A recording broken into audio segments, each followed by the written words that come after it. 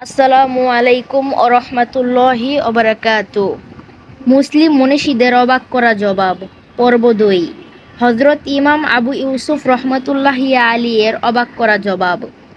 খলিফা Harun or Rashid এবং তার স্ত্রী জুবাইদা খাতুনের মধ্যে কোনো বিষয়ে ঝগড়া হলে কথা বৃদ্ধি পেতে পেতে তা চরম পর্যায়ে চলে গেলে বাদশাহর শাহী মেজাজের সম্পূর্ণ বিপরীত কোনো কথা সে বলে ফেলল।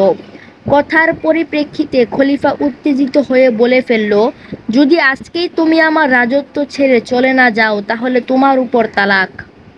যখন রাগ কিছুটা প্রশমিত হলো এবং অনুভূতি জাগ্রত হলো, তখন দুইজনই অনুতাপের অনলে দগ্ধ হতে লাগলো।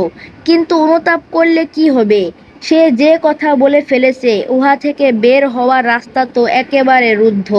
পরিশেষে ইমাম আবু ইউসুফ রহমতুল্লাহি আলিয়ের তীক্ষ্ণ মেধাপূর্ণ ফয়সালায় এই কঠিন সমস্যার দ্বার খুলে গেল।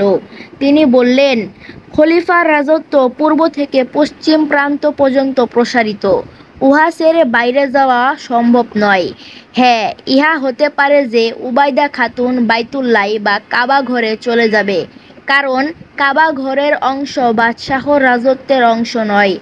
অর্থাৎ যদি জুবাইদা খাতুন কাবা ঘরে প্রবেশ করে তাহলে তালাক প্রাপ্তা হবে না। হজরত কাজী আইয়াস ইবনে মুয়াবিয়া রহমতুল্লাহি আলিয়ের অবাক করা ফয়সালা। খোরাসানের একজন ব্যবসায়ী ইরাকে আসলো। অতঃপর সে হজের ইচ্ছা করল।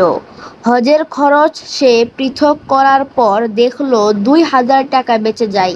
সে চিন্তা করল, যদি হজের সফরে এই টাকাগুলো সাথে রাখি তাহলে চুরি হয়ে যাওয়ার ভয় আছে, আর যদি ইরাকে কারো নিকটে উহা আমানত হিসাবে রাখি তাহলে আমানতদার ব্যক্তি ধোঁকা দিতে পারে। এই কথাগুলো চিন্তা করে সে দিনারগুলো একটি গাছের নিচে পুঁতে রাখল। হজ সমাপ্তের পর ফিরে এসে যখন ওই স্থানটি খুঁজল, তখন সেখানে সে দিনারগুলো পেল না। সে অত্যন্ত পেরেশান হয়ে পড়ল। চিন্তায় চিন্তায় তার অবস্থা অত্যন্ত খারাপ পর্যায়ে পৌঁছে গেল। লোকেরা উহা জানতে পেরে তাকে কাজী আইয়াস ইবনে মুয়াবিয়া রহমতুল্লাহি আলিয়ের নিকট নিয়ে গেল এবং তাকে উহা অবগত করানোর পরামর্শ দিল। ব্যবসায়ী ব্যক্তি তার নিকট গিয়ে সমস্ত ব্যাপারটি প্রকাশ করলে তিনি প্রশ্ন করলেন, গাছটি কোন প্রকারের গাছ? ব্যবসায়ী গাছটির নাম বলল এবং উহাও বলল যে এ গাছের মূল কাণ্ডটি ঔষধ হিসাবে ব্যবহৃত হয়। আইয়াস ইবনে মুয়াবিয়া রহমতুল্লাহি আলী বছরে ডাক্তারকে ডেকে জিজ্ঞেস করল, তোমরা গত কয়েকদিনের মধ্যে কোনো রোগাক্রান্ত ব্যক্তিকে ওই গাছের মূল কাণ্ড দ্বারা চিকিৎসা করেছ কিনা? একজন বলল, হ্যাঁ, আমি করেছি। তিনি জিজ্ঞেস করলেন, তুমি ওই মূল কাণ্ড তার নিকট থেকে খরিদ করেছিলে? সে ওই ব্যক্তির নাম বলে দিল যার নিকট সে খরিদ করেছিল। কাজী হজরত আইয়াস ইবনে মুয়াবিয়া রহমতুল্লাহি আলী ওই ব্যক্তিকে ডেকে আনল। অতঃপর খুরাসানি ব্যবসায়ী ব্যক্তিকে বলল, এই ব্যক্তিকে ওই গাছের নিকট নিয়ে যাও, যেন জানা যায় যে সেই ওই গাছের মূল কাণ্ডটি বিক্রি করেছে। খোরাসানি ব্যবসায়ী ওই ব্যক্তিকে গাছ পর্যন্ত নিয়ে গেল। সে বলল, হ্যাঁ, ওই গাছের মূলই তো আমি হাকিমকে দিয়েছিলাম। খোরাসানি ব্যবসায়ী বলে উঠল, আমি ওই গাছের গোড়ায় দিনারগুলো রেখেছিলাম। অতঃপর সে ওই কাজীর নিকট তাকে নিয়ে উপস্থিত হলে কাজী সাহেব রহমতুল্লাহি আলী তাকে উদ্দেশ্য করে বলল, তুমি যে মাল গাছের নিচ থেকে বের করেছো উহা তাকে ফেরত দাও। প্রথমে সে অস্বীকার করল। কাজী সাহেব রহমতুল্লাহি আলী যখন তাকে কঠোরভাবে কথা বলল, তখন সে স্বীকার করে নিল যে হ্যাঁ, আমি দিনারগুলো তুলে নিয়ে আত্মসাৎ করেছি। এভাবেই কাজী আইয়াস ইবনে মুয়াবিয়া রহমতুল্লাহি আলী তার তীক্ষ্ণ মেধার মাধ্যমে ওই খোরাসানি ব্যবসায়ীর দিনারগুলো উদ্ধার করে দিল। হজরত আইয়াস ইবনে মুয়াবিয়া রহমতুল্লাহি আলীর অবাক করা জবাব। হজরত আইয়াস ইবনে মুয়াবিয়া রহমতুল্লাহি আলী এক ইহুদির স্কুলে হিসাব বিজ্ঞান শিক্ষা করতেন। একদিন ইহুদি উস্তাদের নিকট তার কিছু ইহুদি বন্ধু আসলো। তারা এসে ইসলামের ব্যাপারে কিছু কথা বলল। হজরত আইয়াস ইবনে মুয়াবিয়া রহমতুল্লাহি আলী নিকটেই ছিলেন। তিনি চুপ থেকে দাঁড়িয়ে দাঁড়িয়ে সব কিছু শুনলেন। তারা বুঝে নিল যে হজরত আইয়াস রহমতুল্লাহি আলী তার কাজে নিমগ্ন আছেন, এদিকে তার কোনো মনোযোগ নাই। ইহুদি উস্তাদ তার সাথীদের বলল, মুসলমানদের প্রতি অবাক লাগে। তারা ধারণা করে যে তারা জান্নাতে যাবে, কিন্তু সেখানে তাদের পায়খানা করতে হবে না। ইহা কি হতে পারে? হযরত আইয়াস ইবনে মুয়াবিয়া রহমতুল্লাহি আলী বললেন, আমাকে কি কথা বলার অনুমতি প্রদান করবেন? উস্তাদ বলল, কেন দিব না, বলো কি বলতে চাও। তিনি জিজ্ঞেস করলেন, আচ্ছা, দুনিয়ায় যত খানা খাওয়া হয় সবগুলো কি পায়খানা পেশাব হয়ে বের হয়ে যায়? প্রতি উত্তরে উস্তাদ বলল, না। হযরত আইয়াস ইবনে মুয়াবিয়া রহমতুল্লাহি আলী জিজ্ঞেস করলেন, যে খানা শরীর থেকে বের হয় না উহা কোথায় যায়? উস্তাদ বললেন, উহা হজম হয়ে শরীরের শক্তি বৃদ্ধির কাজে লাগে। হযরত আইয়াস ইবনে মুয়াবিয়া রহমতুল্লাহি আলী বললেন, যদি ওই সমস্ত খানা জান্নাতের পবিত্র স্থান পরিষ্কার পরিচ্ছন্ন রাখার জন্য শরীরের খাদ্যে পরিণত হয়ে যায়, তাহলে ইহা কি আশ্চর্য ব্যাপার হলো। এ কথা বলার পর ইহুদি কথা বলা থেকে নির্বাক হয়ে গেল। তার চালাক চতুর শিষ্যকে উদ্দেশ্য করে বলল, হে বাচ্চা, তোমার ধ্বংস আসুক। তুমি তো আমার বন্ধুবর্গের সম্মুখে আমাকে একেবারে নিরুত্তর করে দিলে। ইমাম শাফেঈ রহমতুল্লাহি আলী এর অবাক করা জবাব। হযরত ইমাম শাফেঈ রহমতুল্লাহি আলী এর বয়স যখন 6 বছর ছিল, তখন সে মাদ্রাসায় আসা যাওয়া করত। তার সম্মানিতা মাতা বনি হাশেমের সন্তান ছিলেন। তিনি অত্যন্ত ইবাদতগুজার ও আমানতদার মহিলা ছিলেন। লোকেরা বিশ্বস্ততার কারণে তার নিকট আমানত রাখত। একদিন দুইজন ব্যক্তি তার নিকট এসে একটি সিন্দুক আমানত হিসাবে রেখে চলে গেল। কয়েকদিন পর তাদের একজন এসে সিন্দুক চাইলে তিনি তা দিয়ে দিলেন। অন্যদিকে দ্বিতীয় ব্যক্তি এসে সিন্দুক চাইল। তিনি প্রতি উত্তরে বললেন, তোমার সাথী উহা নিয়ে চলে গেছে। ওই ব্যক্তি বলল, আমরা আপনাকে এ কথা কি বলি নাই যে যতক্ষণ পর্যন্ত আমরা উভয়ে একসাথে না আসব ততক্ষণ পর্যন্ত আপনি উহা কাহাকেও দিবেন না? সে বলল, হ্যাঁ, আপনারা এ কথা বলেছিলেন সত্য। ওই ব্যক্তি বলল, তারপরও আপনি কেন আমার সাথীকে এককভাবে সিন্দুকটি দিয়ে দিলেন? ইমাম শাফেঈ রহমতুল্লাহি আলী এর মাতা এ কথা শ্রবণ করে অত্যন্ত পেরেশান হয়ে পড়লেন। চিন্তা করতে লাগলেন কি করা যায়। ইত্যবসরে ইমাম শাফেঈ রহমতুল্লাহি আলী মাদ্রাসা থেকে ফেরত আসলেন। তিনি মাকে ভারাক্রান্ত অবস্থায় দেখে জিজ্ঞেস করলেন, মা, আপনি পেরেশান কেন? মা সমস্ত ঘটনা তার নিকট প্রকাশ করল। সমস্ত কথা শ্রবণ করে ইমাম শাফেঈ রহমতুল্লাহি আলী বললেন, চিন্তার কোনো কারণ নাই। ওই সিন্দুক প্রত্যাশী ব্যক্তি কোথায়? তাকে আহ্বান করা হোক, তার প্রতি উত্তর আমি প্রদান করব। সিন্দুক প্রত্যাশী ব্যক্তি ওইখানেই উপস্থিত ছিল। তিনি তাকে উদ্দেশ্য করে বললেন, তোমাদের সিন্দুকটি অবশ্যই পাবে। তার পূর্বে এ কথা হলো, তুমি তোমার সাথী বন্ধুটিকে নিয়ে এসো, তাহলে তোমার সিন্দুক তোমাদের দুইজনকেই একসাথে প্রদান করা হবে। ইমাম শাফেঈ রহমতুল্লাহি আলী এর এই অবাক করা জবাব শুনে ওই ব্যক্তি পেরেশান হয়ে পড়ল এবং লা জওয়াব হয়ে প্রস্থান করল। তাজকেরাতুল আউলিয়া 255 পৃষ্ঠা। ইমাম আজম আবু হানিফা রহমতুল্লাহি আলী এর বিস্ময়কর জবাব। ইমাম আজম আবু হানিফা রহমতুল্লাহি আলী যথাসম্ভব মুমিনকে কাফের বলা থেকে সীমাহীন সতর্কতা অবলম্বন করতেন। ফতোয়ার উপর তাকওয়া প্রাধান্য পেত। ইমাম আজম সাহেবের নীতি ছিল, যদি কোনো মুসলমানের কথার মধ্যে কুফরির 99 কারণ সাব্যস্ত হতো আর শুধু একটি কারণ ইমানের মওজুদ থাকতো, তাহলে সেটাকেই প্রাধান্য দেওয়া হতো।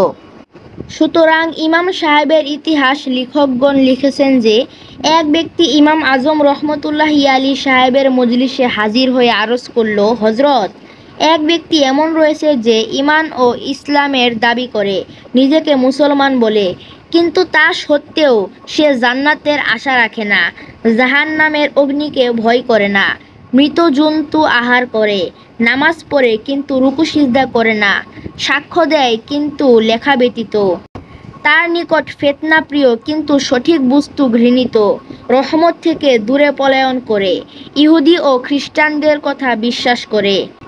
বাহ্যিক দৃষ্টিতে এইসব কারণ কুফরি যা তার মধ্যে মওজুদ রয়েছে। এমন ব্যক্তি সম্পর্কে আপনার কি রায়? যদি বর্তমান জমানা হতো তবে প্রশ্ন শেষ হবার আগেই আল্লাহ জানেন কুফুরির ফতোয়া তার উপর দেয়া হতো। কিন্তু তিনি তো ইমাম আজম আবু হানিফা রহমতুল্লাহি আলী। তিনি বিনা দ্বিধায় বললেন, ওই ব্যক্তি মুমিন। প্রশ্নকারী আশ্চর্য হয়ে গেল। ইমাম সাহেব বললেন, আমার নিকট ওই ব্যক্তি মুমিন এজন্য যে, 1 নম্বর, তার উপর আল্লাহর আশা প্রাধান্য। যখন আল্লাহকে পাওয়াই তার উদ্দেশ্য, তখন জান্নাতের আশা করার সে কি পরোয়া করবে। 2 নম্বর, সে জাহান্নামের আগুনকে নয় বরং আগুনের সৃষ্টিকর্তাকে ভয় করে। 3 নম্বর, মৃত জন্তু খায় অর্থাৎ মরা মাছ খায়। 4 নম্বর, জানাজার নামাজ পড়ে যার মধ্যে কোনো রুকু সিজদা নাই। 5 নম্বর, তাওহীদ ও রিসালাতের সাক্ষ্য দেয় অথচ সে আল্লাহ ও রসুলকে দেখে নাই। 6 নাম্বার, কুরআন মজিদে রয়েছে তোমাদের মাল ও সন্তান ফিতনা, অথচ এগুলোকে ভালোবাসা মানুষের অভ্যাস। মৃত্যু সত্য সমাগত, কিন্তু ইবাদত ও নেক কাজের আগ্রহের কারণে মৃত্যুকে ঘৃণা করা প্রিয় কাজ। 7 নম্বর, বৃষ্টি আল্লাহর রহমত, কিন্তু তার থেকে দূরে পলায়ন করে যেন ভিজে না যায়। 8 নম্বর, ইহুদিদের কথা, খ্রিস্টানরা কোনো ধর্মের উপর নাই এবং খ্রিস্টানদের কথা, ইহুদিরা কোনো ধর্মের উপর নাই। এ কথা সে বিশ্বাস করে, যা বাস্তব ঈমান। প্রশ্নকারী ও উপস্থিত লোকেরা ইমাম আজম সাহেবের এরূপ উত্তর শুনে বিস্ময় ও অতি আশ্চর্যের সাথে তার চেহারার দিকে তাকিয়ে রইলেন। ইমাম আজম আবু হানিফা রহমতুল্লাহি আলী এর অবাক করা জবাব। কুফা নগরীর এক রাফেজি শিয়া হজরত উসমান জিন্নুর আইনের বিরুদ্ধে বাজে কথা বলতো। কখনো তাকে কাফের বলতো, আবার কখনো তাকে ইহুদি বলতো। ইমাম আবু হানিফা রহমতুল্লাহি আলী এ ব্যাপারে অবগত হলেন। সাহাবীদের থেকে অপবাদ দূর করার উদ্দীপনা তার মধ্যে সৃষ্টি হলো। যতদিন পর্যন্ত ওই রাফেজির সাথে সাক্ষাৎ না হয়েছে ততদিন তিনি অস্থির ছিলেন। শেষ পর্যন্ত ওই রাফেজির নিকটে গেলেন এবং অত্যন্ত আদর, মহাব্বত ও নম্রতার সাথে বললেন, হে ভাই, আমি তোমার কলিজার টুকরা মেয়ের জন্য অমুক ব্যক্তির পক্ষ থেকে বিবাহের প্রস্তাব নিয়ে এসেছি। আল্লাহ পাক তাকে হাফেজে কুরআন হবার তৌফিক দান করেছেন। তার সারা রাত্র নফল নামাজ ও কুরআন তেলাওয়াতে কাটে। আল্লাহর ভয় সর্বক্ষণ তার উপর প্রভাব বিস্তার করে থাকে। ধর্মভীরুতার মধ্যে তার কোনো উপমা পাওয়া যায় না। রাফেজি বলল, বহুত ভালো। এ তো শুধু আমার মেয়ের জন্য না, বরং পুরা গোষ্ঠীর জন্য সৌভাগ্য। ইমাম সাহেব বললেন, হ্যাঁ, তবে তার মধ্যে একটি দোষ রয়েছে, সে ধর্মের দিক দিয়ে ইহুদি। রাফেজির চেহারার রং পরিবর্তন হয়ে গেল এবং রাগান্বিত হয়ে বলল, আমি কি আমার মেয়েকে ইহুদির কাছে বিবাহ দিব? তখন ইমাম আবু হানিফা রহমতুল্লাহি আলী বললেন, ভাই, আপনি তো আপনার একটি মেয়েকে ইহুদির নিকট বিবাহ দিতে রাজি নন, অথচ আল্লাহর হাবিব রাসূল সাল্লাল্লাহু আলাইহি ওয়াসাল্লাম শুধু একজন নয়, বরং অন্তরের 2টি টুকরা, 2 জন মেয়ে, হযরত উসমান রাদিয়াল্লাহু আনহু, যিনি আপনার ধারণা মতে একজন ইহুদি, এর নিকট বিবাহ কেন দিলেন? ইমাম সাহেবের এ কথাটি রাফেজির জন্য সতর্কতা ও হেদায়েতের উসিলা হলো। রাফেজি স্বীয় কৃতকর্মের উপর লজ্জিত হয়ে খাঁটি দিলে তওবা করল এবং চিরদিনের জন্য এমন অসঙ্গত ব্যবহার থেকে ফিরে এলো। হযরত হাতেম আসাম রহমতুল্লাহি আলী এর অবাক করা জবাব। হযরত হাতেম আসাম রহমতুল্লাহি আলী বিখ্যাত সাধক ছিলেন। তিনি জগদ্বিখ্যাত আলেম হিসাবে প্রসিদ্ধি লাভ করেছিলেন। একবার তিনি বাগদাদ শহরে প্রবেশ করলেন। বাগদাদের লোকেরা তার নিকট সমবেত হয়ে আবেদন জানালো, হুজুর, আমাদেরকে এক বিপদ থেকে উদ্ধার করুন, ইসলামকে রক্ষা করুন। এক ইহুদি বাগদাদের সকল আলেমকে পরাজিত করে ছেড়েছে। কেহ তার প্রশ্নের উত্তর দিতে পারছেন না। এখন আপনি আমাদের শেষ আশার স্থল। আপনি পারবেন সেই ইহুদির প্রশ্নের সঠিক জবাব দিতে। আপনি পারবেন ইসলামের ইজ্জত রক্ষা করতে। আল্লাহর ওলি হাতেম আসাম রহমতুল্লাহি আলী তাদের কথায় রাজি হয়ে গেলেন। তিনি বললেন, হ্যাঁ, সেই ইহুদিকে আসতে বলো, আমি তার সাথে কথা বলবো।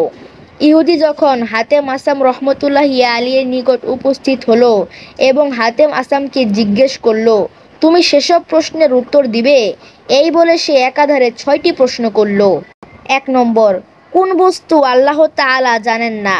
2 নম্বর, কোন বস্তু আল্লাহ তাআলার নিকট নাই? 3 নম্বর, কোন বস্তু আল্লাহর ধন ভাণ্ডারে নাই? 4 নম্বর, আল্লাহ তাআলা বান্দা থেকে কি চান? 5 নম্বর, কোন বস্তু আল্লাহ তাআলা বন্ধ করে রাখেন? 6 নম্বর, কোন বস্তু আল্লাহ তাআলা খুলে দেন? হযরত হাতেম আসাম রহমতুল্লাহি আলী খুবই বিচক্ষণ ছিলেন। এসব প্রশ্নের উত্তর তার জানা ছিল। তাই তিনি ইহুদিকে বললেন, আমি যদি তোমার প্রশ্নের উত্তর দিতে পারি তাহলে কি তুমি মুসলমান হয়ে যাবে? ইহুদি উত্তরে বলল, হ্যাঁ, আমি মুসলমান হয়ে যাব। তার ধারণা ছিল এসবের উত্তর হাতেম আমাকে কিভাবে দিবে। কিন্তু হাতেম আসাম রহমতুল্লাহি আলী এসবের উত্তর প্রদান করলে সে মুসলমান হয়ে যায়। তার উদ্দেশ্য ছিল ইসলাম ও মুসলমানকে হেয় করা। পরিশেষে সে মুসলমানদের একজন হয়ে যায়। এবার হাতেম আসাম রহমতুল্লাহি আলী তার উত্তর প্রদান করেন। 1 নম্বর, যে জিনিস আল্লাহ তাআলা জানেন না সেটি হলো তার অংশীদার বা সন্তান। আল্লাহ তাআলার কোনো অংশী বা সন্তান নাই, সুতরাং তিনি তার শরীক জানেন না। 2 নম্বর, আল্লাহ তাআলার নিকট কোনো জুলুম ও অত্যাচার নাই। তিনি কারো উপর জুলুম করেন না। তিনি নিজেই ইনসাফগার এবং ইনসাফের আদেশ করেন। 3 নম্বর, আল্লাহ তাআলার ধন ভাণ্ডারে অভাব অনটন নাই। তিনি ধনী আর তোমরা দরিদ্র। আল্লাহ কোরআনে বলেন, আল্লাহ অভাব মুক্ত এবং তোমরা অভাবগ্রস্ত। সূরা মুহাম্মদ আয়াত 38। 4 নম্বর, আল্লাহ তাআলা বান্দা থেকে যেটা চান তা হলো ঋণ। আল্লাহ তাআলা ইরশাদ করেন, কেহ কি আছে যে আল্লাহ তাআলাকে উত্তম ঋণ দিবে? সূরা বাকারা আয়াত 245। 5 নম্বর, আল্লাহ তাআলা যে জিনিসটি আটকিয়ে রাখেন সেটি হলো কাফেরদের পৈতা। 6 নম্বর, যে বস্তুটি আল্লাহ তাআলা খুলে দেন সেটা হলো তার বন্ধু থেকে পৈতা। অতঃপর ইহুদি আল্লাহর হুকুমে ইসলাম গ্রহণ করে নিল। হযরত কাসেম নানুতুবি রহমতুল্লাহি আলী-এর অবাক করা জবাব। একবার হযরত মাওলানা কাসেম নানুতুবি রহমতুল্লাহি আলীকে শিয়াগণ চ্যালেঞ্জ করেন। সুতরাং এক বিরাট বাহাস বা বিতর্ক অনুষ্ঠানের আয়োজন করা হলো। বিরাট এক মঞ্চের উপর শামিয়ানা টানানো হলো। শিয়া আলেমগণ এসে মঞ্চ ভরে গেল। শিয়া জনগণ মঞ্চের চারপাশে ভিড় করল। সুন্নি জনগণও তাই। কিন্তু সুন্নি আলেমের কোনো খোঁজ নাই। মাওলানা কাসেম কোথায়? চারিদিকে খুঁজ রব শুরু হলো, কিন্তু তাকে কোথাও পাওয়া গেল না। সুন্নি জনতা লজ্জায় মাথা নত করে রইল। শিয়ারা ভাবল, আমাদের আলেমদের সাথে পেরে ওঠা সহজ হবে না। আমাদের আলেম দ্বারা মঞ্চ ভরে গেছে, আর ওদের মাত্র একজন আলেম। আমাদের কিতাবে স্তূপাকার হয়ে গেছে মঞ্চ। শিয়া আলেমগণ অনেকক্ষণ অপেক্ষা করে ভাবলেন, আমাদের বিরাট আয়োজন দেখে মাওলানা কাসেম সরে পড়েছেন, তিনি আর আসবেন না। সুতরাং শিয়া আলেমগণ উৎফুল্ল হয়ে নিজেদের একতরফা বিজয় ঘোষণা করতে যাবেন। এমন সময় দেখা গেল একজন লোক জনতার পিছন থেকে মঞ্চের দিকে এগিয়ে আসছেন। পরনে নীল লুঙ্গি, গায়ে মার্কিনের কোর্তা, মাথায় সফেদ টুপি, দ্বিধাহীন অন্তর, চেহারায় সত্যের দীপ্তি। ভীতিহীন চাহনি নিয়ে তিনি মঞ্চে উঠলেন। পায়ের জুতো খুলে বগলে চেপে রাখলেন।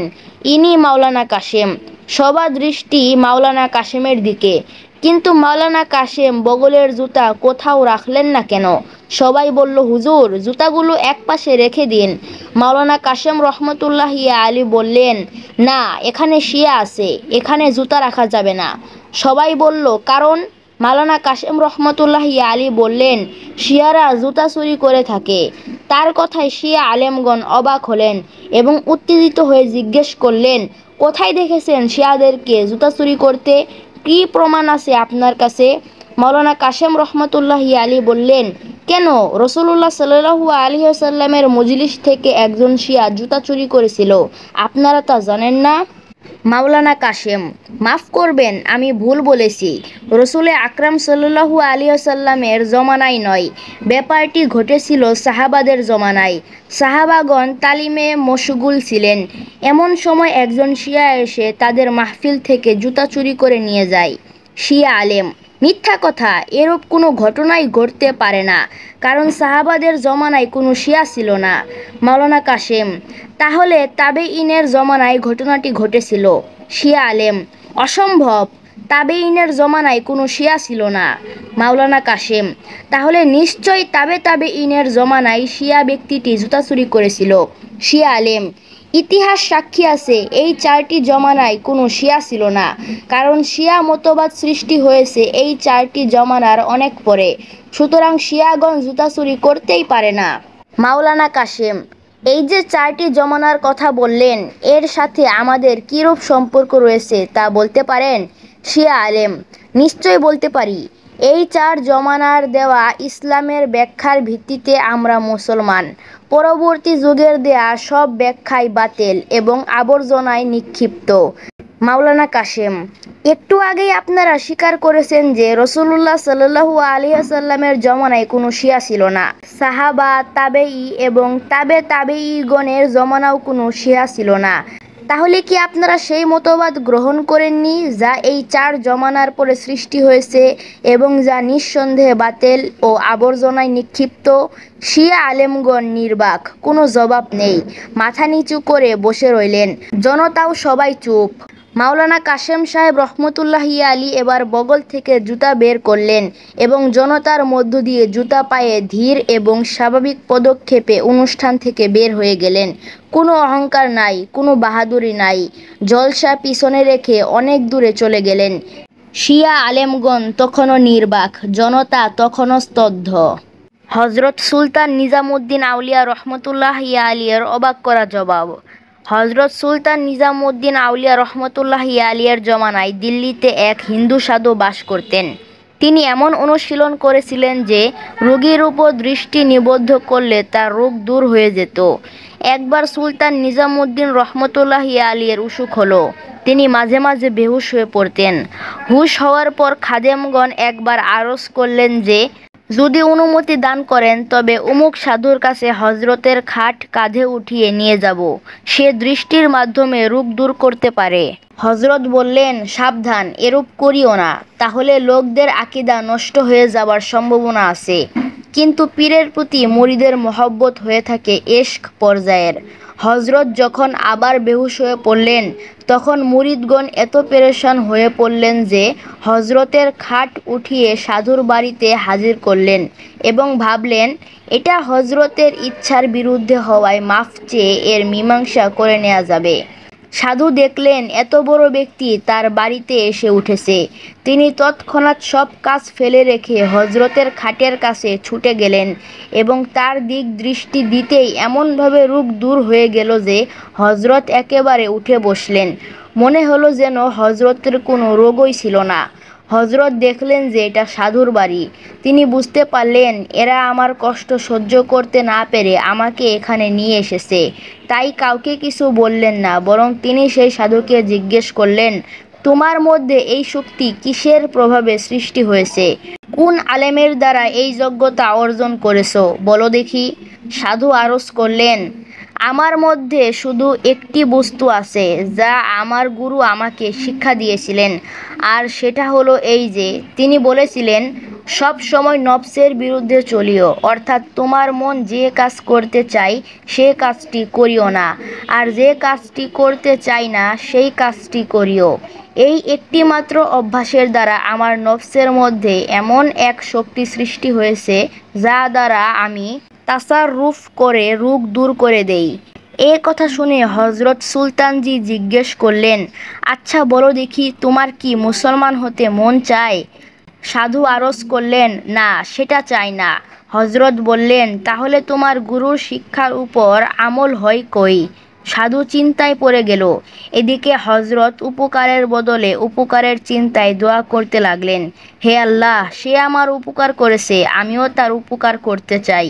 সে আমার শরীরের রোগ দূর করেছে, আমিও তার রুহানি রোগ বা কুফরি দূর করতে চাই, তুমি সাহায্য করো। সাধু আর ঠিক থাকতে পারলেন না। তার অন্তরে একটি ঘূর্ণিঝড় খেলে গেল। সে তৎক্ষণাৎ বলে উঠল, লা ইলাহা ইল্লাল্লাহু মুহাম্মাদুর রাসূলুল্লাহ। সুতরাং উপকারের বদলে উপকার বাস্তবায়িত হলো। সাধু মুসলমান হয়ে ঈমানের সৌভাগ্য লাভ করলেন। জনৈক মুসলমানের পাদ্রীকে দেয়া অবাক করা জবাব। এক বিত্তবান মুসলমান ব্যক্তি ছিল। সে লেখাপড়া কিছুই জানত না, এমনকি দস্তখতও করতে জানত না। শুধু একটি সিল বানিয়ে নিয়েছিল, দস্তখতের জায়গায় সেই সিল ছাপ মেরে দিত। এভাবেই সে চলত।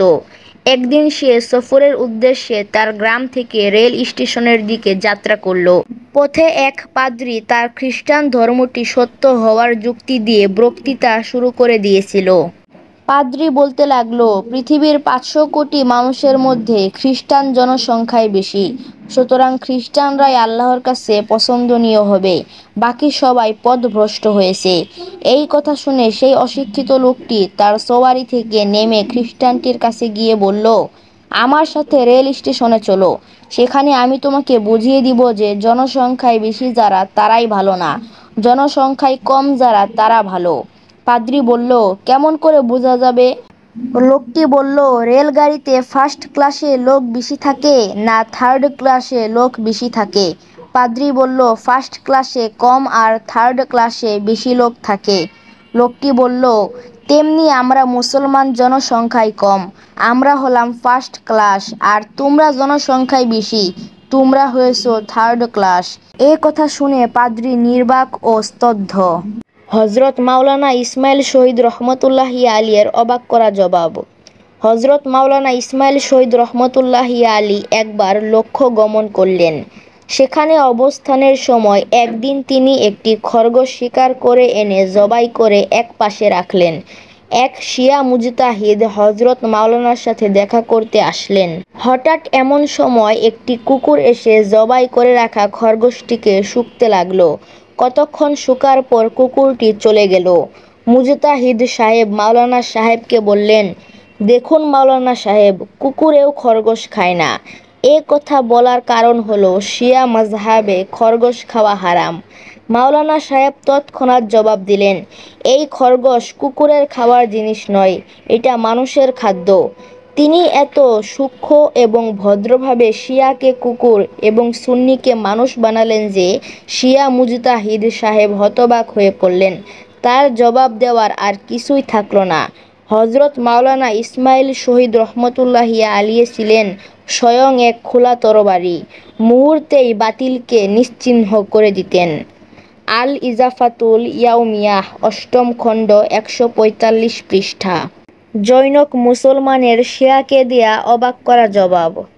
পূর্বযুগে খাঁটি লোক পাওয়া যেত। বাদশাহর দরবারে সাধারণ লোকেরাও হক কথা বলতে পারত। ওয়াজিদ আলী শাহ ছিলেন শিয়া। তিনি একজন অত্যন্ত প্রভাবশালী বাদশা ছিলেন। একদিন তিনি একটি যানবাহনে করে সফরে বের হলেন। সাথে তার একজন সুন্নি খাদেম ছিল। শিয়া সুন্নিতে একটি বিরোধ রয়ে গেছে। ওয়াজেদ আলী শাহর বাহন একটি কবরস্থান অতিক্রম করছিল। সেখানে একটি ভাঙাচোরা কবর ছিল। কোথা থেকে এক কুকুর এসে এক পা তুলে সেই কবরে প্রস্রাব করতে লাগলো। ওয়াজেদ আলী শাহ কবরের নমুনা দেখে ভাবলেন, এটা কোনো সুন্নির কবর হবে, কারণ শিয়াদের কবর মজবুত এবং সাজানো গোছানো হয়ে থাকে। তাছাড়া তখন সরকার ছিল শিয়াদের, আর শিয়ারা অধিকাংশই বিত্তবান হয়ে থাকে। ওয়াজেদ আলী শাহ সেই সুন্নি খাদেমকে বললেন, কবরটি মনে হয় কোনো সুন্নির হবে। সুন্নি খাদেম বলল, জি হুজুর, ঠিক বলেছেন, সেজন্যই তো শিয়া কুকুরটি সেখানে প্রস্রাব করছে। কত সাহস একজন খাদেমের! যুক্তিসঙ্গত কথা বলতে একজন অধীনস্থ কর্মচারী বাদশাহর পরোয়া করে না। তাদের ইবাদত ছিল খালেস আর মজবুত। আল ইজাফাতুল ইয়াউমিয়াহ, 8ম খণ্ড, 145 পৃষ্ঠা। হজরত শাহ আব্দুল আজিজ মুহাদ্দিসে দেহলভী রহমতুল্লাহি আলিয়ের অবাক করা জবাব। হজরত মাওলানা শাহ আব্দুল আজিজ মুহাদ্দিসে দেহলভী রহমতুল্লাহি আলীকে এক ব্যক্তি জিজ্ঞেস করল, হজরত, আলেম উত্তম না সৈয়দ উত্তম? তিনি বললেন, এ কথা আমরা বলতে পারি যে তুমি একজন অশিক্ষিত সৈয়দ আমাদের কাছে এনে দাও, আমরা তাকে 10 বছরে আলেম বানিয়ে দিব। আর আমরা তোমাকে একজন অসৈয়দ দিব, তুমি তাকে 20 বছরে সৈয়দ বানিয়ে দিও দেখি। কত অদ্ভুত জবাব! তুলনা করে বুঝিয়ে দিলেন, অথচ সৈয়দ বংশেরও বেয়াদবি হলো না, আবার আলেমরও বেয়াদবি হলো না। আল ইজাফাতুল ইয়াউমিয়া, 5ম খণ্ড, 275 পৃষ্ঠা। হজরত মাওলানা শাহ মুহাম্মদ ইসমাইল শহীদ রহমতুল্লাহি আলিয়ের অবাক করা জবাব। এক ব্যক্তির নাম ছিল আব্দুর রহিম। লোকটি ছিল নাস্তিক। একদিন সে মাওলানা ইসমাইল শহীদ রহমতুল্লাহ আলিয়ের সাথে আলোচনায় বসে বলল, দাড়ি রাখা জরুরি নয়, এটা জন্মগত স্বভাব হতে পারে না। কারণ মানুষ যখন ভূমিষ্ঠ হয় তখন তার দাড়ি থাকে না, অতএব এটা প্রকৃতি বিরুদ্ধ কাজ। মাওলানা সাহেব বললেন, মানুষ যখন ভূমিষ্ঠ হয় তখন তার দাঁত থাকে না, দাঁত গজানোর পরে কি দাঁতগুলো ভেঙে ফেলতে হবে? আল ইজাফাতুল ইয়াউমিয়া, হজরত আশরাফ আলী থানভী রহমতুল্লাহি আলী। জৈনক সুন্নি মুসলমানের শিয়াকে নির্বাক করার অবাক করা জবাব। জালালাবাদে একবার রসুলুল্লাহ সাল্লাল্লাহু আলাইহি ওয়াসাল্লামের কথিত জুব্বা মুবারকের প্রদর্শনী হচ্ছিল। সেখানে কুরআন শরীফের এমন একটি কপিও প্রদর্শিত হচ্ছিল যা হজরত আলী রাদিয়াল্লাহু আনহু এর স্বহস্তে লেখা বলে কথিত ছিল। সেখানে দর্শন প্রার্থীদের অনেক ভিড় ছিল। সবাই বড় আগ্রহ এবং মহব্বতের সাথে জুব্বা মুবারক দেখছিল, কারণ সেটা রসুল আকরাম সাল্লাল্লাহু আলাইহি ওয়াসাল্লামের সাথে সম্পর্কিত ছিল। কিন্তু একজন শিয়া ভদ্রলোককে ব্যতিক্রম দেখা গেল। তিনি জুব্বা মুবারকের প্রতি আগ্রহী না হয়ে সেই কোরআনের দিকে এত আগ্রহী হয়ে উঠলেন যে চুমা চাটা শুরু করে দিলেন, জুব্বার প্রতি ভ্রক্ষেপও করলেন না। এক সুন্নি ভদ্রলোক তাকে জিজ্ঞেস করলেন, আপনি এই কোরআন শরীফের দিকে খুব মনোযোগী হয়ে পড়েছেন দেখছি। শিয়া ভদ্রলোক বললেন, এই কোরআন শরীফ আমিরুল মুমিনিন হজরত আলী রাদিয়াল্লাহু আনহু এর পবিত্র হাতের লেখা যে, তাই। সুন্নি ভদ্রলোক বললেন, আপনি কি বিশ্বাস করেন যে এটা আমিরুল মুমিনিন হজরত আলী রাদিয়াল্লাহু আনহু এর নিজের হাতের লেখা? শিয়া ভদ্রলোক বললেন, এতে কোনো সন্দেহ নাই। তখন সেখানে অনেক লোকের সমাবেশ ঘটেছিল। শিয়া ভদ্রলোক সবার সামনে কয়েকবার একথা স্বীকার করলেন যে সেই কোরআন শরীফটি হজরত আলী রাদিয়াল্লাহু আনহু এর নিজ হাতের লেখা। সুন্নি ভদ্রলোক সমাবেশকে উদ্দেশ্য করে বললেন, তাহলে আজ শিয়া এবং সুন্নি মতবাদের ফয়সালা হয়ে যাক, হকের উপর কারা আছে। এই কোরআন যখন হজরত আলী রাদিয়াল্লাহু আনহু এর নিজ হাতে লেখা, তখন তা দেখে নিন এটা সুন্নিদের কোরআনের মতো না শিয়াদের কোরআনের মতো। কারণ শিয়ারা বলছে কোরআন 40 পারা নাজিল হয়েছিল, সুন্নিরা 10 পারা গোপন করেছে। সেই 10 পারা হজরত আলী রাদিয়াল্লাহু আনহু শিয়াদেরকে দিয়েছেন যা তাদের কাছে আছে। তাহলে শিয়াদের কাছে যে কোরআন আছে তা এ স্বহস্তে লিখিত হজরত আলী রাদিয়াল্লাহু আনহু এর কোরআনের সাথে অবশ্যই মিলে যাবে। এই কথা শুনে দুই কোরআনকে মিলিয়ে দেখার আগেই শিয়া ভদ্রলোকের মুখ শুকিয়ে গেল, তার খাঁচার পাখি উড়ে যাওয়ার উপক্রম হলো, বুক দুরু দুরু করে কাঁপতে লাগলো। কারণ আলী রাদিয়াল্লাহু আনহু এর নিজ হাতে লেখা কুরআনেও তারা 40 পারা দেখাতে পারবে না, অতিরিক্ত অংশ তারা নিজেরাই রচনা করে নিয়েছে। এটা পবিত্র কুরআনকে না মানার একটা বাহানা মাত্র। এক তালিবুল ইলমের অবাক করা জবাব। পাশ্চাত্য প্রভাবিত অনেক বুদ্ধিজীবী আজকাল মোল্লাদেরকে তুচ্ছ জ্ঞান করে থাকেন। আগেরকার যুগেও তাই করা হতো। এক বাদশাহর ঘটনা এখানে উল্লেখ আছে। বাদশাহ বলতেন, আলেমদের জ্ঞানের গভীরতার কোনো তুলনা হয় না, কিন্তু তার মন্ত্রী এ ব্যাপারে মতভেদ করতেন। একদিন বাদশাহ পুকুরের পাড়ে সাধ্য ভ্রমণ করছিলেন। তখন অযত্নে প্রতিপালিত মলিন বেশে বগলে কিতাব নিয়ে মাদ্রাসার এক ছাত্র সেখান দিয়ে অতিক্রম করছিল। বাদশাহ তাকে কাছে ডাকলেন এবং মন্ত্রীকে প্রশ্ন করলেন, বলুন তো এই পুকুরে কত গ্লাস পানি আছে? মন্ত্রী বললেন, প্রথমে এই পুকুরের পাশে অন্য একটি নতুন পুকুর খুঁড়তে হবে, তারপর গ্লাস ভরে ভরে এই পানি সেই পুকুরে রাখতে হবে। পানি নিঃশেষ হলে বোঝা যাবে এই পুকুরে কত গ্লাস পানি আছে। বাদশাহ তখন মাদ্রাসার ছাত্রটিকে জিজ্ঞেস করলেন, মৌলভী সাহেব, আপনি কি বলতে পারেন এই পুকুরে কত গ্লাস পানি আছে?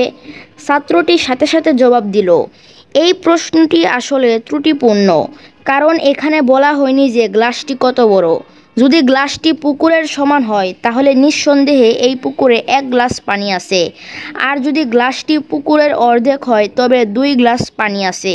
এভাবে পুকুর এবং গ্লাসের আনুপাতিক মাপ অনুযায়ী হিসাব করে নিন পুকুরে কত গ্লাস পানি আছে। বাদশাহ মন্ত্রীকে বললেন, দেখুন এবার জ্ঞানী কাকে বলে। প্রশ্ন অনুযায়ী আপনার জবাবটি যথেষ্ট হতে পারেনি, অথচ সাধারণ একজন মাদ্রাসার ছাত্র একটি মাত্র সংক্ষিপ্ত জবাবে সমস্ত জটিলতা নিরসন করে দিয়েছে। সুতরাং প্রকৃত জ্ঞানী কে তা একবার ভেবে দেখুন।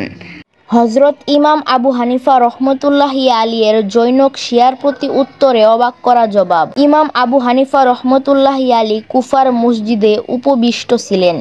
এমন সময় বিখ্যাত রাফেজি মোনাজের তার নিকট এসে জিজ্ঞেস করল যে মানুষের মধ্যে সবচেয়ে অধিক শক্তিশালী কে? ইমাম সাহেব বললেন, আমাদের মতে হজরত আলী রাদিয়াল্লাহু আনহু অধিক শক্তিশালী এবং তোমাদের মতে হজরত আবু বকর রাদিয়াল্লাহু আনহু অধিক শক্তিশালী। রাফেজি বা শিয়া ঝটপট বলল, আপনি কথাটি উল্টো করে বললেন। মূলত আমাদের মতে বেশি শক্তিশালী হজরত আলী রাদিয়াল্লাহু আনহু এবং আপনাদের মতে বেশি শক্তিশালী হজরত আবু বকর রাদিয়াল্লাহু আনহু। ইমাম সাহেব বললেন, কখনো না। আমরা যে হজরত আলী রাদিয়াল্লাহু আনহুকে বেশি শক্তিশালী বলে থাকি তার কারণ হলো, যখন তিনি জানতে পারলেন যে খেলাফতের যোগ্য হজরত আবু বকর রাদিয়াল্লাহু আনহু, তখন তিনি তা সন্তুষ্ট চিত্তে মেনে নিলেন এবং আজীবন তার অনুসরণ করে চললেন। আর তোমরা বলে থাকো যে খেলাফতের যোগ্য ছিলেন হজরত আলী রাদিয়াল্লাহু আনহু। হজরত আবু বকর রাদিয়াল্লাহু আনহু তার থেকে সেটা জোরপূর্বক কেড়ে নিয়েছিলেন। কিন্তু হজরত আলী রাদিয়াল্লাহু আনহুয়ের নিকট এ পরিমাণ শক্তি ছিল না যা দ্বারা তিনি হজরত আবু বকর রাদিয়াল্লাহু আনহু থেকে স্বীয় প্রাপ্য ফেরত নিতে পারেন। কাজেই বোঝা গেল যে তোমাদের মতে হজরত আবু বকর রাদিয়াল্লাহু আনহু হজরত আলী রাদিয়াল্লাহু আনহু থেকে অধিক শক্তিশালী। ইমাম সাহেবের এ কথা শোনা মাত্র রাফেজির চেহারা লাল হরিদ্রা বর্ণ হয়ে পলায়ন করল। ইমাম আজম আবু হানিফা রহমতুল্লাহি আলী কর্তৃক আবুল আব্বাস তুসিকে দেয়া অবাক করা জবাব। মনসুরের দরবারি লোকদের মধ্যে এক ব্যক্তির নাম ছিল আবুল আব্বাস তুসি। হজরত ইমাম আবু হানিফা রহমতুল্লাহি আলীর দৈনন্দিন উন্নতি অন্যান্য হিংসুকদের মতো তার এক মুহূর্তও সহ্য হতো না। একদিন যখন মনসুরের দরবারে বিচার কার্য চলছিল, তখন সে সুযোগ মনে করে জনসম্মুখে ইমাম সাহেবকে একটি মাসআলা জিজ্ঞাসা করা অবস্থায় বলল, হে আবু হানিফা, এ প্রশ্নের উত্তর দিন। যদি খলিফা আমাদের মধ্যে কাউকে আদেশ করেন যে অমুকের গর্দান উড়িয়ে দাও, অথচ এই কথা জানা নাই যে তার অন্যায়টা কি, তাহলে আমাদের জন্য তার গর্দান উড়িয়ে দেয়া বৈধ হবে কি? হজরত ইমাম সাহেব তৎক্ষণাৎ আবুল আব্বাসের উত্তরে বললেন, হে আবুল আব্বাস, আমি তোমাকে জিজ্ঞেস করি যে খলিফা সঠিক আদেশ দেন না ভুল আদেশ দেন? আবুল আব্বাস তুসি বলল, আমিরুল মুমিনিন ভুল আদেশ কেন দিবেন? তার তো প্রত্যেক আদেশই সঠিক। ইমাম সাহেব বললেন, তাহলে ঠিক আদেশ পালন করতে আবার দ্বিধা কিসের? তুসি ইমাম সাহেবের এ উত্তর শুনে নিতান্ত লজ্জিত হলো। যেই জালে সে ইমাম সাহেবকে আটক করতে চেয়েছিল, সেই জালে সে নিজেই আটক হয়ে গেল। আমানত ফেরত প্রদানে অবাক করা জবাব। আল্লামা শিবলি নোমানী রহমতুল্লাহি আলী একটি ঘটনা বর্ণনা করেন, যা দ্বারা ইমাম আবু হানিফা রহমতুল্লাহি আলীর ফিহ সংকলনের উদ্দীপনা হলো। বর্ণিত রয়েছে যে দুই ব্যক্তি স্নানাগারে গোসল করার জন্য প্রবেশ করল এবং স্নানাগারের মালিকের নিকট কিছু আমানত রাখল। তাদের মধ্য হতে একজন গোসল করে বের হয়ে স্নানাগারের মালিকের নিকট আমানত ফেরত চাইলে সে দিয়ে দিল। লোকটি এ নিয়ে চলে গেল।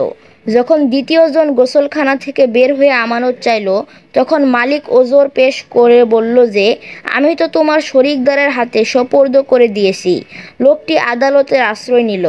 হাকিম গোসলখানার মালিককে এ বলে দোষী সাব্যস্ত করল যে যখন তোমার নিকট উভয়ে মিলে আমানত রেখেছিল, তখন তোমার কর্তব্য ছিল উভয়ের উপস্থিতিতে আমানত ফেরত দেয়া। মালিক বেচারা ভীত হয়ে গেল। অতঃপর সে ইমাম আবু হানিফা রহমতুল্লাহি আলীর নিকট গিয়ে সমস্ত ঘটনা খুলে বলল। ইমাম সাহেব বললেন, তুমি গিয়ে ওই ব্যক্তিকে বলো যে আমি তোমাদের আমানত আদায় করতে প্রস্তুত, তবে নিয়ম মোতাবেক দিতে চাই, শুধু তোমাকে দিতে পারি না। তুমি আপন শরিকদারকে ডেকে আনো, তারপর আমার থেকে নিয়ে নিও। কিন্তু সে তার শরিকদারকে আনতে পারল না। অতঃপর মালিক বেচারা ইমাম সাহেবের পরামর্শে জুলুমের হাত থেকে রক্ষা পেল। ওসিয়তের অবাক করা সমাধান। একবার এক ব্যক্তি তার বন্ধুর নিকট একটি থলি যার মধ্যে 1000 দিরহাম ছিল পাঠিয়ে এই ওসিয়ত করল যে যখন আমার ছেলে বড় হবে তখন এর মধ্যে যা তোমার পছন্দ হয় তা আমার ছেলেকে দিবে।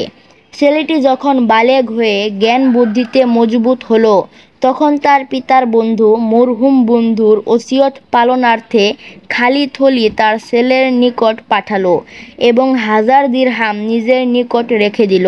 ছেলে যখন মূল ঘটনা জানতে পারল তখন সে দিরহামগুলো আদায় করার জন্য আপ্রাণ চেষ্টা চালালো, কিন্তু তার পিতার বন্ধু বলল যে এটি তো তোমার পিতা আমাকে অনুমতি দিয়ে রেখেছিল যে যা কিছু তোমার পছন্দ হয় তা আমার ছেলেকে দিবে, তাই আমি তোমার জন্য থলি পছন্দ করে তা তোমাকে সোপর্দ করলাম। শরীয়ত মতে আমি তোমার পিতার ওসিয়ত অনুযায়ী আমল করেছি, তাই আল্লাহর নিকট আমি মুক্ত। যখন ছেলে কোনোভাবেই সাফল্য লাভ করতে পারল না তখন সে ইমাম আজম আবু হানিফা রহমতুল্লাহি আলিয়ের দরবারে হাজির হয়ে তাকে সমস্ত ঘটনা খুলে বলল।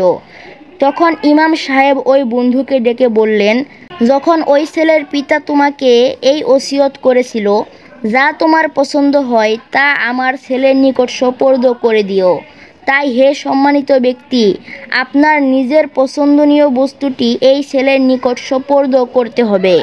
1000 দিরহাম যা আপনি নিজের নিকট আটক রেখেছেন তা আপনার পছন্দনীয়, এই জন্য যে মানুষ নিজের জন্য ওই জিনিস আটক রাখে যা তার পছন্দনীয় হয়, তাই 1000 দিরহাম এই ছেলেকে দিতে হবে। ইমাম আমাশ রহমতুল্লাহি আলিয়ের প্রতি ইমাম আবু হানিফা রহমতুল্লাহি আলিয়ের অবাক করা ফয়সালা।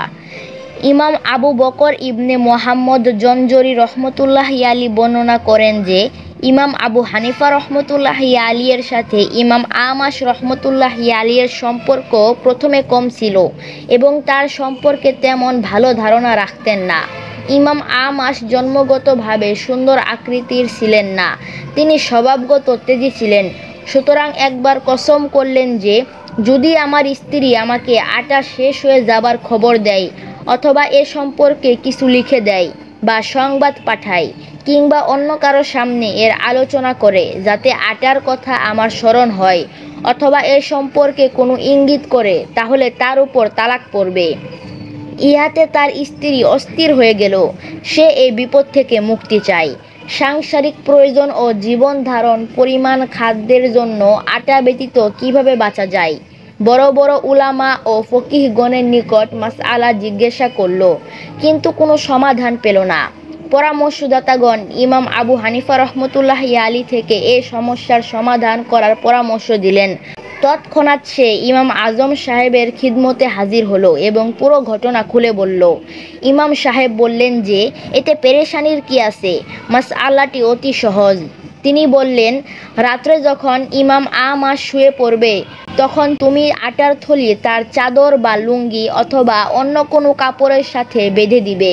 যখন সে সকালে উঠবে তখন আটার খালি থলি নিজের কাপড়ের সাথে বাঁধা দেখে নিজেই বুঝে নেবেন যে আটা শেষ হয়ে গেছে। এভাবে তোমার জীবিকা নির্বাহের ব্যবস্থা হয়ে যাবে। সুতরাং ইমাম সাহেবের পরামর্শ মতে ইমাম আমাশের স্ত্রী এমনই করল। যখন ইমাম আমাশ ঘুম থেকে উঠলেন এবং কাপড় উঠালেন তখন দেখলেন যে আটার থলির সাথে বাঁধা রয়েছে। কাপড় উঠানোর সাথে থলিও টান খেয়ে তার নিকট এসে পড়ল। তিনি বুঝতে পারলেন যে ঘরে আটা শেষ হয়ে গেছে। ইমাম আমাশ রহমতুল্লাহি আলী এ দৃশ্য দেখে বুঝতে পারলেন যে এ কৌশল কে শিখালো, আর অমনি বললেন যে আল্লাহর কসম, এই তদবির ও মুক্তির কৌশল তো আবু হানিফাই রহমতুল্লাহি আলী করতে পারেন। আমাদের কথা কিভাবে আগে চলতে পারে যেখানে ইমাম আবু হানিফা রহমতুল্লাহি আলী বিদ্যমান রয়েছেন? ওই ব্যক্তি তো আমাদের স্ত্রীদের নিকটও আমাদের দুর্বলতা ও বোকামি প্রকাশ করে আমাদেরকে অপদস্থ করলেন। ইমাম আবু হানিফা রহমতুল্লাহি আলিয়ের অবাক করা ফয়সালা। ইমাম আবু হানিফা রহমতুল্লাহি আলিয়ের কোনো এক প্রতিবেশীর একবার ময়ূর হারিয়ে গেল। বেচারা তো অনেক আগ্রহের সাথে উহা প্রতিপালন করছিলেন। বহু সন্ধানের পরও তার কোনো পাত্তা পেল না। শেষ পর্যন্ত ইমাম সাহেবের খেদমতে হাজির হয়ে স্বীয় অস্থিরতা প্রকাশ করে বলল যে আমার ময়ূর হারিয়ে গেছে, অনেক সন্ধানের পরও কোনো পাত্তা পেলাম না। ইমাম সাহেব বললেন, এখন চুপ হয়ে যাও, কোনো চিন্তা করো না, আল্লাহ পাক তোমার সাহায্য করবেন। সকালবেলা যখন ইমাম সাহেব মসজিদে গেলেন, তখন উপস্থিত জনতার সমাবেশে কথা প্রসঙ্গে বললেন, তোমাদের মধ্যে ওই ব্যক্তির লজ্জা করা উচিত যে আপন প্রতিবেশীর ময়ূর চুরি করে নামাজ পড়তে আসে, অথচ চুরিকৃত ময়ূরের পালক তার মাথায় এখনও মজুদ আছে। যে ময়ূর চুরি করেছিল সে তৎক্ষণাৎ মাথায় হাত মারতে থাকে। আবু হানিফা রহমতুল্লাহ আলী বুঝে ফেললেন। যখন লোকজন চলে গেল, তিনি নির্জনে তাকে বুঝিয়ে তার থেকে ময়ূর উদ্ধার করে মালিকের হাতে ফিরিয়ে দিলেন। ইমাম আবু হানিফা রহমতুল্লাহ আলীর জৈনক ছাত্রের অবাক করা জবাব। ঈসা ইবনে মুসা মনসুরের একজন বিশিষ্ট দরবারি লোক ছিলেন। স্বীয় স্ত্রীকে অত্যন্ত ভালোবাসতেন। প্রাণপ্রিয় স্ত্রীর সাথে মনোমুগ্ধকর কথা বলছিলেন। চন্দ্রের ঝলমল কিরণ ও স্ত্রীর সৌন্দর্যের দুটি ভিন্ন দৃশ্য দেখে বেচারা ভরপুর ভালোবাসায় বিস্মিত হয়ে স্ত্রীকে বললেন, তোমার উপর 3 তালাক, যদি তুমি চন্দ্রের চেয়ে অধিক সুন্দরী না হও। ঈসা এই কথাটি বলা মাত্র তার স্ত্রী উঠে পর্দার আড়ালে চলে গেলেন, কেননা তার স্বামী তাকে তালাক দিয়ে ফেলেছে। কথা তো হাসি ঠাট্টার ছিল, কিন্তু তালাকের হুকুম এটাই যে তালাক শব্দটি যেভাবেই উচ্চারিত করুক তালাক হয়ে যাবে, চাই সেটা হাসি ঠাট্টা করেই বলে থাকুক। স্বামী বেচারা সারা রাত্র অত্যন্ত পেরেশানি ও চিন্তিত অবস্থায় কাটিয়েছে। সকালে খলিফা মনসুরের দরবারে গিয়ে ঘটনা শোনালো এবং স্বীয় সীমাহীন অস্থিরতার কথা প্রকাশ করল। খলিফা মনসুর শহরের সকল উলামায়ে কেরাম ও মুফতিদের সমবেত করে জিজ্ঞেস করলেন। সকলে উত্তর দিল যে তালাক হয়ে গেছে, কেননা চন্দ্র থেকে সুন্দর হওয়া কোনো মানুষের পক্ষে সম্ভব না। কিন্তু এক আলিম, যিনি ইমাম আবু হানিফা রহমতুল্লাহ আলিয়ের এক ছাত্র ছিলেন, তিনি চুপ করে বসে রইলেন। তিনি অন্যান্য উলামাদের সাথে একমত হলেন না। মনসুর জিজ্ঞেস করলেন, জনাব, আপনি চুপ করে রইলেন কেন? তিনি সূরা ৩ পড়ে শোনালেন এবং বললেন, হে আমিরুল মুমিনিন, আল্লাহ তাআলা মানুষের চেয়ে অতি সুন্দর আর কিছুই সৃষ্টি করেননি। আল্লাহ তাআলা বলেন, আমি মানুষকে সবচেয়ে সুন্দর আকৃতিতে সৃষ্টি করেছি। সূরা ৩ আয়াত ৪। আল্লাহ তাআলা দৃষ্টিতে এবং কুরআনের পরিভাষায় পৃথিবীর কোনো বস্তু মানুষের চেয়ে সুন্দর নয়। এ কথা শুনে উপস্থিত সমস্ত আলিম বিস্মিত হয়ে গেল। কেহ বিরোধিতা করলেন না। খলিফা মনসুর তারই ফতোয়া মেনে নিলেন এবং বললেন যে কোনো তালাক পতিত হয়নি। জৈনকা মহিলার ব্যাপারে ইমাম আবু হানিফা রহমতুল্লাহ আলীর অবাক করা ফয়সালা। একবার লুলুই গোত্রের একটি কাফেলা কুফায় আগমন করল। তাদের মধ্যে এক লোকের স্ত্রী খুবই সুন্দরী এবং সাজসজ্জায় সর্বোন্নত ছিল। এক কুফাবাসী লোক তার প্রতি আসক্ত হলো। সে তাকে নিজের স্ত্রী বলে দাবি করল। মহিলাটিকে জিজ্ঞেস করায় সেও নিজেকে আসক্ত লোকটির স্ত্রী বলে স্বীকার করল। লুলুই বেচারা অস্থির হয়ে পড়ল। সে বলল, এ মহিলাটি আমার স্ত্রী, কিন্তু আমার সাক্ষী মওজুদ নাই। সে ইমাম আবু হানিফা রহমতুল্লাহ আলিয়ের নিকট ঘটনাটি বর্ণনা করল। তিনি কাজী ইবনে আবু লাইলা সহ অন্যান্য কাজী, মুফতি ও মহিলাদের একটি দল নিয়ে লুলুই কাফেলার আবাসস্থলে পৌঁছলেন। অতঃপর মহিলাদেরকে লুলুইর তাঁবুর ভিতর প্রবেশ করার জন্য আদেশ করলেন। সুতরাং যখন মহিলারা পৃথকভাবে এবং সমবেত হয়ে তার তাঁবুর সন্নিকটে গেল, তখন লুলুইর কুকুর ঘেউ ঘেউ করতে লাগল। ফলে তারা তাঁবুতে প্রবেশে বাধার সম্মুখীন হলো। এরপর ইমাম আবু হানিফা রহমতুল্লাহ আলী বিতর্কিত মহিলাটিকে লুলুইর তাঁবুতে প্রবেশ করার জন্য হুকুম দিলেন। সুতরাং মহিলাটি তাঁবুর নিকট গেলে কুকুরটি তাকে তোষামত করতে লাগলো এবং ঘেউ ঘেউ বন্ধ করে দিল। ইমাম আবু হানিফা রহমতুল্লাহ আলী বললেন, বিষয়টি সুস্পষ্ট হয়ে গেল। হক বিষয়টি প্রকাশিত হয়ে পড়ল। যখন বিতর্কিত মহিলাটিকে সঠিক অবস্থা জিজ্ঞেস করা হলো, তখন সে স্বীকার করল যে সে বাস্তবে লুলুইর স্ত্রী, কিন্তু শয়তানের প্রবঞ্চনায় পড়ে সে নিজেকে কুফার আসক্ত লোকটির স্ত্রী বলে দাবি করছিল। জৈনক শিয়ার মৃত্যুতে ইমাম আজম রহমতুল্লাহ আলীর অবাক করা জবাব। হজরত ইমাম আবু হানিফা রহমতুল্লাহ আলীর নাতি ইসমাইল ইবনে হাম্মাদ বর্ণনা করেন যে, আমাদের প্রতিবেশীর মধ্যে এক শিয়া থাকত। তার অন্তরে সাহাবায়ে কেরামের প্রতি সীমাহীন শত্রুতা ও বিচ্ছেদ ছিল। এই শত্রুতার কারণে সে তার দুটি গাধার নাম রেখেছিল আবু বকর ও উমর। নাউজুবিল্লাহ। একদিন তাকে একটি গাধা লাথি মেরে হত্যা করে ফেলল। ইমাম আজম আবু হানিফা রহমতুল্লাহ আলীকে ইহা অবগত করালে তিনি বললেন, যাও অনুসন্ধান করে দেখো, এটা ওই গাধাই হবে যাকে ওই অত্যাচারী শিয়া উমর বলে ডাকত। কেননা নামের প্রভাব কাজের মধ্যে অবশ্যই পড়ে থাকে। আল্লাহ তাআলা ওই উমর নামের সম্মান রক্ষা করেছেন। হযরত উমর রাদিয়াল্লাহু আনহু-এর শানে ধৃষ্টতাকারীদের দুনিয়াতে গাধার লাথি খেয়ে প্রাণ দেওয়ার মাধ্যমে অপমান করলেন। সে দুনিয়া ও আখেরাতে উভয় জাহানে ক্ষতিগ্রস্ত হলো। যখন অনুসন্ধান করা হলো তখন ওই কথাই পাওয়া গেল যা হযরত ইমাম আবু হানিফা রহমতুল্লাহি আলী বলেছিলেন। আশ্চর্যজনক প্রশ্নের অবাক করা জবাব। ইমাম আবু হানিফা রহমতুল্লাহি আলীকে একবার জিজ্ঞেস করা হলো যে, এক ব্যক্তির হাতে পানি ভর্তি পেয়ালা রয়েছে, সে তার স্ত্রীকে বলল, যদি আমি এর থেকে পানি পান করি অথবা ঢেলে ফেলি বা ভর্তি পেয়ালা জমিনে রেখে দেই অথবা অন্য কারো হাতে সোপর্দ করি তবে তোমার উপর তালাক পতিত হবে। উল্লেখিত চার পদ্ধতির যে কোনো পদ্ধতি গ্রহণ করা হয় মহিলার উপর তালাক পতিত হয়ে যাবে। এ মতাবস্থায় তালাক পতিত হওয়া থেকে মুক্তির কোনো পথ আছে কি? ইমাম সাহেব উত্তর দিলেন, হ্যাঁ, কাপড় নিয়ে পেয়ালায় ফেলবে যা ওই পেয়ালার পানি টেনে নিতে পারে। এমনকি ওই কাপড়টি বারবার পানি টানতে টানতে পেয়ালা খালি হয়ে যাবে। যেহেতু খালি পেয়ালার কারণে তালাক পতিত হওয়ার কোনো শর্ত নাই, সেহেতু পেয়ালা খালি হওয়ার পর যে পদ্ধতি গ্রহণ করা হোক তালাক পতিত হবে না। আসসালামু আলাইকুম ওয়া রাহমাতুল্লাহি ওয়া বারাকাতুহু।